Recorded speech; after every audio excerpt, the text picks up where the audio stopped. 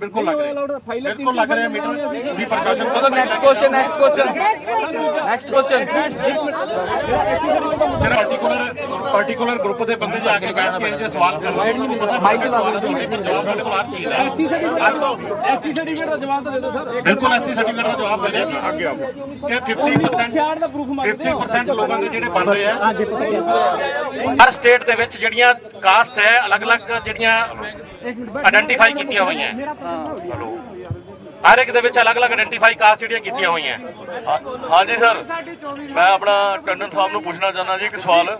ਇਹਨਾਂ ਨੂੰ ਇਹ ਕਰਨਾ ਚਾਹੁੰਦਾ ਕਿ ਸਵਾਏ ਮੰਦਰ ਤੋਂ ਕਿੰਨੇ ਦਿਨ ਹੋ ਗਏ, ਕਿਉਂਕਿ ਇੱਕ ਨਾਗਰਿਕ ਦੇ ਨਾਤੇ ਸਾਡਾ ਵੀ ਪੁੱਛਣ ਦਾ ਹੱਕ ਹੈ, ਬੀਜੇਪੀ ਕੋਲ ਰਾਮ ਮੰਦਰ ਸਵਾਏ ਕੋਈ ਮੁੱਦਾ ਹੈਗਾ ਜੀ?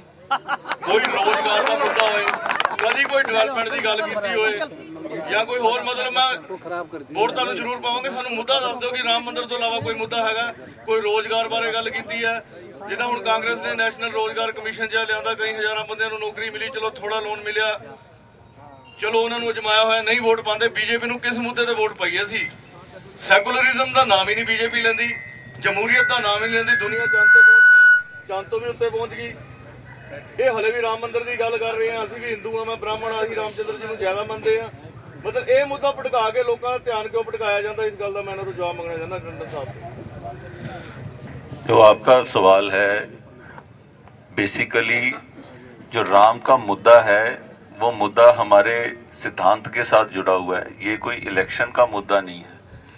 सबसे पहले तो ये बात है, और सब हमारे लीडर्स ने इस चीज को क्लैरिफाई किया है।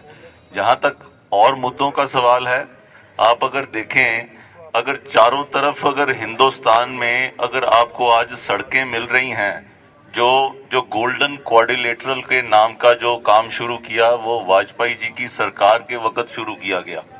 सारे यहाँ से जो दिल्ली से बॉम्बे, बॉम्बे से चेन्नई, कलकत्ता और दिल्ली, ये जो गोल्डन क्वाड्रिलेटरल था ये हमारे टाइम पे शुरू हुआ। अगर आप सिंगापुर को देखा हो किसी व्यक्ति ने, तो वो जान सकेगा कि 30 साल आजाद होने के बाद आज सिंगापुर जो है दुनिया के टॉप के देशों में आ गया। मैं सवाल पूछना चाहूंगा कि कांग्रेस के 50 साल के राज में कि क्या उसके 1% भी उसके पास पहुंच पाया? ये रोजगारी जो है, ये रोजगारी जो जिसकी ये बात करते हैं, जो ये इन्होंने स्कीम यहाँ पे चलाई, चंडीगढ़ के ऊपर भी वो स्कीम लागू नहीं करा पाए, और ये पिछले 6 महीने पहले जाकर इन्होंने बोला कि चंडीगढ़ के ऊपर भी ये स्कीम ये अब लागू होगी। ये रोजगारी के बारे में ये बात करते हैं। अगर आप देखो, ये हवाई अड्डों की बात करो, हवाई अड्डे सबसे ज्यादा जो है वो एनडीए के राज में बने। बंदरगाहें अगर आप देखो तो वो सबसे ज्यादा, जो इंफ्रास्ट्रक्चर के लिहाज से अगर आप देखा जाए तो एनडीए की सरकार ने जो इंफ्रास्ट्रक्चर जो भारत को दिया है वो कांग्रेस पिछले 45 सालों में देने में नाकाम रही है। एक मेरे दोस्त चौहान जी ने यहाँ पे कुछ ऐसा मुद्दा रखा जिसके बारे में मैं सबको बताना चाहता हूँ। इन्होंने बोलते बोलते अपने भावुकता में ऐसी बात कह दी कि ये दुनिया में सिर्फ 2 ही धर्म हैं, एक मुस्लिम धर्म है और एक ईसाई धर्म है।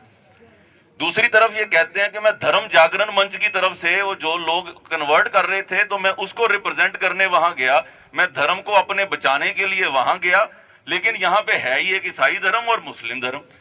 कमाल की बात है। और हम जब यहाँ पे बैठे हुए लोग हम उस चीज के ऊपर ताली बजा रहे हैं, हम आज अपना धर्म को भूल जाएंगे क्योंकि एक व्यक्ति तालियों की गड़गड़ाहट में ये बात हम सबके गले से उतारना चाहता है कि हमारा कोई धर्म ही नहीं है।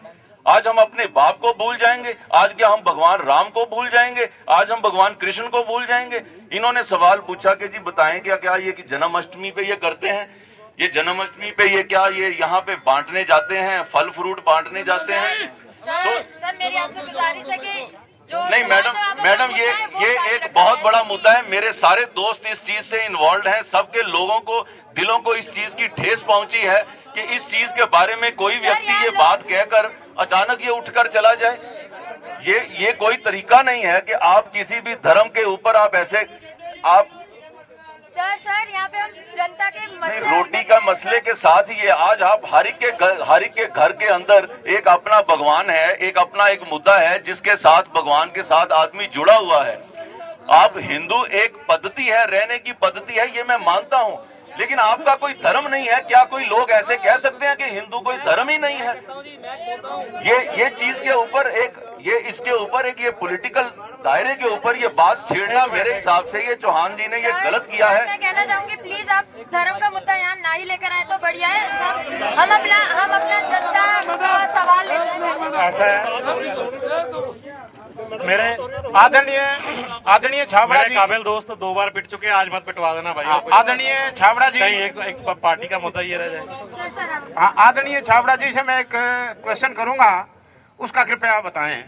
तो वहाँ का तीसरी बार कर रहे हैं कोई कुछ तो कांग्रेस वहाँ वाले तीसरी बार एक मिनट वाले हैं आपसे। भाई लोग आप ही ज्यादा गिनती में नहीं आ रहे हो। कांग्रेस का कोई कार्यकर्ता नहीं बंसल जी है जो वहाँ एक यहाँ कार्यकर्ता इकट्ठे किए हैं, कांग्रेस का कोई कार्यकर्ता नहीं है, ये बात बता मैं दूं जनता आपको। से भी गुजारिश करूंगी कि प्लीज एक एक करके अपना सवाल पेश कीजिए। आप वो बता चुके हैं गुंडे कौन है, वो बता चुके हैं शहर में गुंडागर्दी कौन करते हैं, बताने की सर जरूरत नहीं है।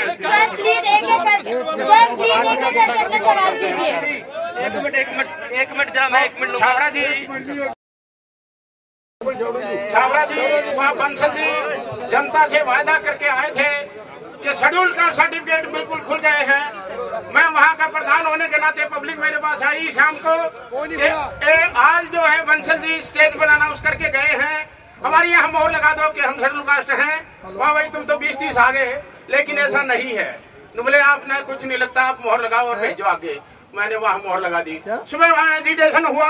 ये लोकतंत्र में ये पूछना चाहता हूँ कांग्रेस सरकार से, लोकतंत्र में एप्लीकेशन कोई भी ले जाइए दफ्तर से, मना ही नहीं होती। वहाँ लाइन लगा दी गई, एप्लीकेशन लेने के लिए राजी नहीं था, इसका कृपया बताएं। और 1 मिनट उन्होंने बताया कि राष्ट्रीय मुद्दा है, क्या ये राष्ट्र इंडियन नहीं है क्या? इंडिया तो इंडिया ही है, ये धर्म जो है। आपको बताना चाहूंगा ये बात है, मैंने पहले शेड्यूल का सर्टिफिकेट के बारे में आपको बताया है।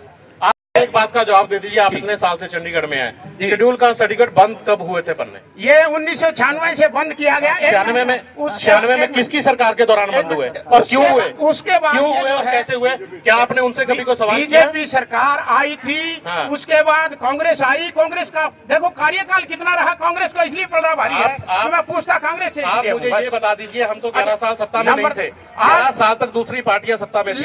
आप मुझे बताइए 96 के बाद आपने कभी दूसरी पार्टियों से पूछा वो क्यों बंद हुए? लेकिन स्टेज पे आप क्यों नहीं चलवा चुके उन 6 सालों में? उन 6 सालों में क्यों नहीं याद आई उस सर्टिफिकेट वो की? जो है स्टेज पर आकर यूं अनाउंस क्यों करते हैं कि वो खुल गए सर्टिफिकेट, खुल गए। आज क्या मैंने आपसे सवाल, आप मेरे से सवाल पूछा, मैंने जवाब दिया। आपके पास शायद जवाब नहीं है मेरी बात का, आपके पास शायद जवाब नहीं है राष्ट्रीय कि आपने कभी उन 6 सालों में सरकार को पूछा, ऐसा नहीं है। तो सरकार को पूछा क्यों बंद हुए? तो सरकार से आपने कभी पूछा? नेता नहीं है तो जनता नहीं है। तो बहुत अच्छा लगा माननीय अतिथिगण आप यहाँ और अपने अपने मुद्दे आपने जनता के सामने रखे। भले ही हमारा मुद्दा